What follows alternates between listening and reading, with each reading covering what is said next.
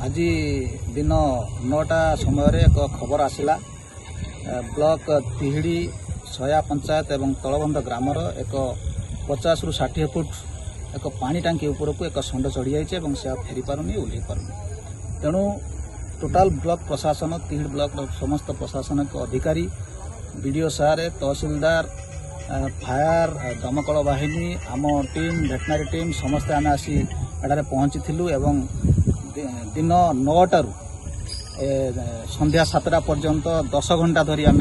विभिन्न प्रकार चेष्टा करूँ एवं परिशेष दमकल बाहिनी एवं चेन पुली माध्यम से टांकी ऊपर तौक उद्धार कर तार स्वास्थ्य आम वेटनारी टीम भ्राम्यमाण प्राणी चिकित्सा यूनिट अच्छी से आसी सब